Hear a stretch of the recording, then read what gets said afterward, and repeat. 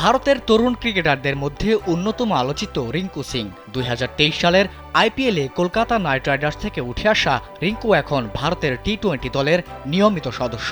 Middle অর্ডারে নেমে মারকুটে ব্যাটিংয়ের জন্য তার ব্যাপক খ্যাতি রয়েছে। তবে বিধ্বংসী এই ব্যাটার এবার আলোচনায় মারকুটে ব্যাটিংয়ের জন্য নয়, বরং জীবনের নতুন অধ্যায় বিয়ে নিয়ে।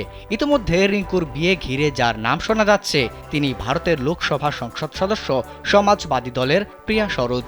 গুঞ্জন উঠেছে রিঙ্কু প্রিয়ার বিয়ে নাকি এরই মধ্যে হয়ে গেছে। এ নিয়ে সামাজিক যোগাযোগ মাধ্যমে অনেকে রিঙ্কুকে শুভেচ্ছা ও শুভকামনাও জানিয়েছেন। অত্যাধুনিক ফিচার সম্বলিত বিভিন্ন সাইজ আর কালারের ২৫০টিরও বেশি ডিজাইন অপশন নিয়ে ওয়ালটন স্মার্ট ফ্রিজ, বোঝে আপনার প্রয়োজন।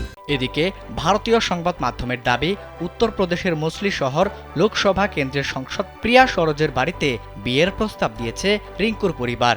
আবার কিছু গণমাধ্যম ২৬ বছর বয়সী প্রিয়ার সঙ্গে রিঙ্কুর প্রেমের দাবিও করেছে। এদিকে প্রিয়ার বাবা উত্তরপ্রদেশের বিধায়ক তুফানি সরোজ রিঙ্কুর সঙ্গে তার মেয়ের বিয়ের বিষয়টি একেবারেই উড়িয়েও দেননি।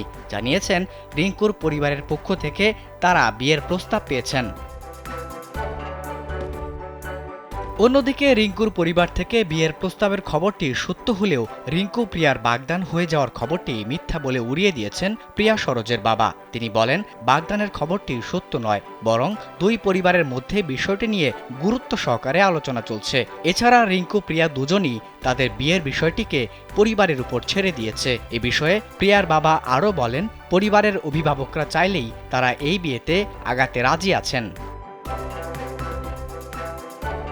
জানা গেছে প্রিয়ার বোন জামাই আলিগড়ের মুখ্য বিচার বিভাগীয় ম্যাজিস্ট্রেট হিসেবে কর্মরত আছেন। তার মাধ্যমেই প্রিয়ার পরিবারকে বিয়ের প্রস্তাব দিয়েছে রিঙ্কুর পরিবার।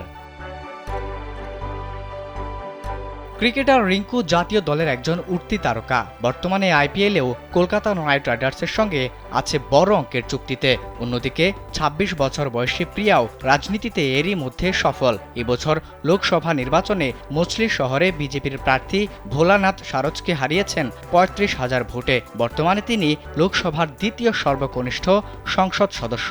প্রিয়ার বাবা তুফানি এর আগে ৩ বার লোকসভার সংসদ সদস্য ছিলেন। রাজনৈতিক পরিবারের মেয়ে হলেও রাজনীতি প্রিয়ার প্রথম পছন্দ ছিল না। স্বপ্ন ছিল বিচারক হবেন, তবে শেষমেশ রাজনীতিতেই পা বাড়িয়েছেন তিনি। আবিদ হাসান, কালবেলা।